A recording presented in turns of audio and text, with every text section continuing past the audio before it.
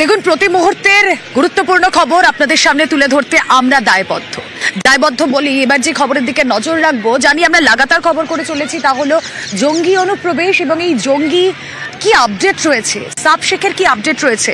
Police হেফাজতে 2 জঙ্গি, আপনারা জানেন কারা কারা রয়েছে, সাজিবুল এবং মুস্তাকিম। তাদের 14 দিনের পুলিশ হেফাজতের নির্দেশ ইতিমধ্যেই দেওয়া হয়েছে। এবিটির 2 সদস্য, তাদের কি মোটিভ, কি কারণে তারা তাদের জালিয়াতির জাল আরো বিস্তার করছিল, কি উদ্দেশ্য ছিল তাদের, 14 দিনের হেফাজতে নিয়ে পুলিশ কি জানার চেষ্টা করে। দেখো, 2 জঙ্গি এবং বিচারকের কাছে 14 দিনের জেল হেফাজতের আর কি চাওয়া হয়েছিল এবং বিচারক তা মঞ্জুর করেন এবং 2 জঙ্গি সাজিবুল ইসলাম এবং মুস্তাকিম মণ্ডল দুজনকে নিয়ে কিন্তু কলকাতার উদ্দেশ্যে কলকাতার এসটিএফ রওনা দিয়েছে। এর মধ্যে সাজিবুল ইসলাম সে কিন্তু তোমার হচ্ছে মোহাম্মদ সাব শেখ, যে কয়েকদিন আগে কেরল থেকে ধৃত হয়েছিল, সেই সাব শেখের পিস্তত ভাই হচ্ছে সাজিবুল ইসলাম। এবং এই সাজিবুল ইসলাম কিন্তু রীতিমতন হার্ডকোর জঙ্গি বলেই কিন্তু গোয়েন্দারা তদন্তকারী অফিসাররা মনে করছে। তাদের যে হাতে তাদের কাছ থেকে যে 4টে মোবাইল করেছে, তার মধ্যে তাদের সঙ্গে সাবের সঙ্গে এবং বিভিন্ন যে আনসারুল্লাহ বাংলা টিম রয়েছে, তাদের যে চ্যাট রয়েছে, সেই সমস্ত গ্রুপের সঙ্গে তাদের যে যোগাযোগ ছিল সে ব্যাপারে কিন্তু তারা নিশ্চিত। এবং বিভিন্ন ধরনের যে নাশকতামূলক কাজ করা তাদের উদ্দেশ্য ছিল, সেগুলো কিন্তু তারা সঙ্গে থাকো। এখানে একটা বিষয় বলার, যে এই যে জঙ্গি কার্যকলাপের যে ভাবনা, বাংলাকে টার্গেট করে যে জঙ্গি জাল বিস্তার, এর জন্য টাকা লাগে। ফান্ডিং কে করতো? আপনারা শুনলে চমকে যাবেন যে ফান্ডিং করতো পাকিস্তান, চিরশত্রু পাকিস্তান থেকে দুবাই হয়ে টাকা আসতো। কিভাবে চলতো এই ফান্ডিং, আসুন জানাবেন আমাদের প্রতিনিধি প্রণব রয়েছেন সঙ্গে। প্রণব,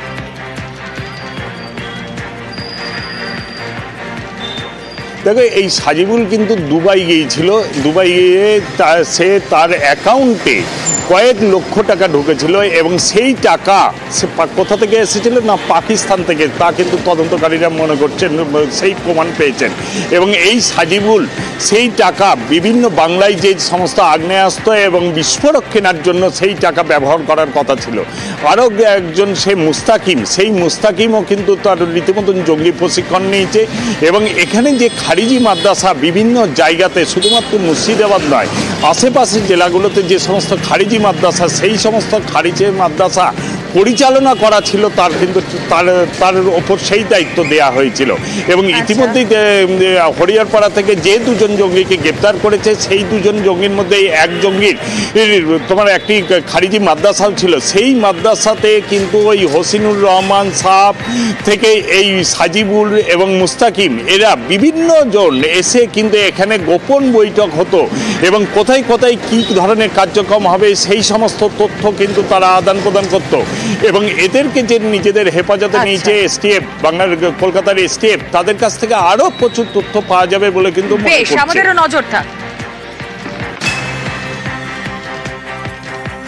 গত 30 তারিখ 11টার সময় 2 জন অ্যাকিউজডকে ধরা হয়। তার নাম হচ্ছে সাজিবুল ইসলাম এবং মুস্তাকিম মণ্ডল। তাদের কাজকে কোর্টে প্রডিউস করা হয়েছিল। তাদের অভিযোগ হচ্ছে তারা কিছু বাংলাদেশি অর্গানাইজেশনের সঙ্গে যুক্ত এবং তাদেরকে প্রডিউস করে তাদেরকে বিরুদ্ধে 113(3) এবং 113(4), 113(5), 113(6) এবং 61 BNS আর তার সাথে 14C ফরেনার্স অ্যাক্টের মামলা রুজু করা হয়েছে এবং তাকে আজকে এসটিএফ থেকে পিসি নেওয়া হয়েছে। লানের কোর্ট 14 দিনের পিসি চেয়েছিলেন, সেটা লানের বোর্ডে অ্যালাউ করেছে এবং 14 তারিখে তাদেরকে নতুন করে আবার ফার্দার প্রোডাকশন রাখা হয়েছে।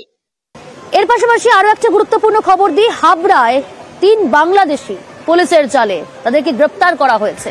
কিন্তু কোথা থেকে গ্রেপ্তার করা হলো, কি কি তথ্য এখনো পর্যন্ত জানা যাচ্ছে, ভুয়ো তথ্য তাদের কাছ থেকে উদ্ধার হয়েছে। জিয়াউল রয়েছে টেলিফোন লাইনে। জিয়াউল, হাবড়ায় পুলিশের জালে 3 বাংলাদেশি এবং তাদের কাছ থেকে ভুয়ো নথি উদ্ধার করা হয়েছে। পুলিশ সূত্রে এখনো পর্যন্ত কি কি চাঞ্চল্যকর তথ্য সামনে আসছে, এই 3 বাংলাদেশির পরিচয় সম্পর্কে কি জানা যাচ্ছে? দেখো, এখনো পর্যন্ত যেটা পুলিশ সূত্রে যেমনটি খবর, আধার কার্ড অর্থাৎ বাংলাদেশি ব্যক্তিদেরকে আধার কার্ড তৈরি করা দিচ্ছেন ভারতীয় বেশ কয়েকজন যুবক।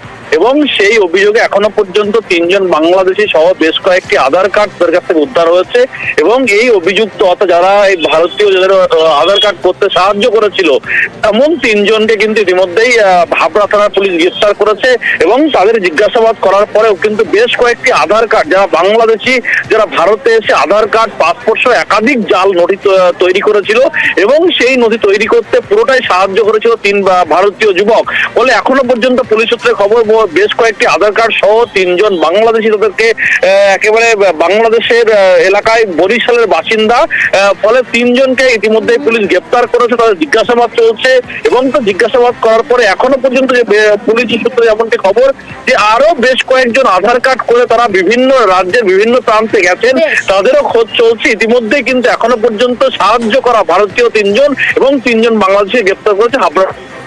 বেশ, নজর থাকুক জিয়াউল, আমাদের নজর থাকুক আমাদের।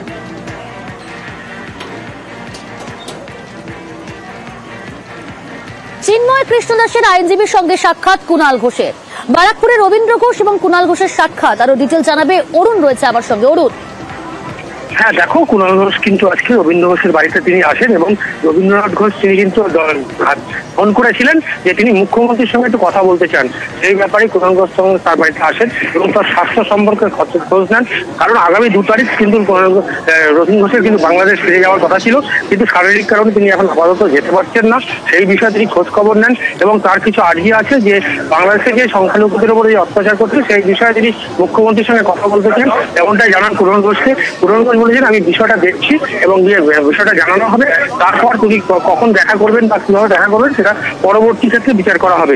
কিন্তু এই ঘটনায় আজকে কুণাল ঘোষ কিন্তু পরিষ্কার করলেন যে এটা সম্পূর্ণ কেন্দ্রের ব্যাপার, তিনি কিভাবে করা যাবেন, কিভাবে আইনগত ব্যবস্থাগুলো তিনি নেবেন সম্পূর্ণ কেন্দ্রীয় সরকার এটা দেখছে এবং কিছু যে এই অত্যাচারটা হচ্ছে সেই ব্যাপারে তারা কিন্তু পক্ষপাতিত্ব করেন না বা তারা এসব প্রশ্রয় দেন না, কিন্তু সেটাই তারা করতে পারে, বাকি কিন্তু সমস্তটাই কেন্দ্র সরকারের উপর তিনি ছেড়ে দিলেন কুণাল ঘোষ।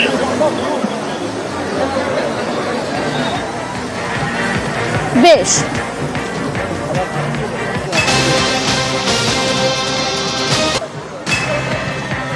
হাসপাতালে চিন্ময় কৃষ্ণ দাস গুরুতর অসুস্থ। ইসকনের ধর্মগুরু চিন্ময় কৃষ্ণ দাস চট্টগ্রাম জেলে চিকিৎসাধীন তিনি। ঢাকায় বিবৃতি, সম্মিলিত সনাতন জাগরণ জোটের বাংলাদেশি সংখ্যালঘুদের সংগঠন জাগরণ জোট চিন্ময় চিকিৎসায় গাফিলতির অভিযোগ।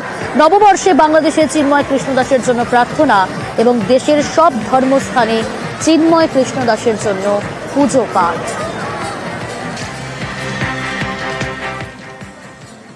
হাসি কান্না হীরা পান্নায় সূর্যাস্তের ছবি আপনাদের সামনে। বছরকে বিদায় জানানোর পালা, আর কিছুক্ষণের অপেক্ষা। যদিও এই মুহূর্তে শহর কলকাতা, জেলার বিভিন্ন প্রান্ত বর্ষবরণের প্রস্তুতিতে মাতোয়ারা। সেই প্রস্তুতির ছবি আপনাদের দেখাচ্ছি, কিন্তু এই 2024-এর শেষ সূর্যাস্ত বিভিন্ন জায়গার ছবি আমরা দেখতে পেয়েছি।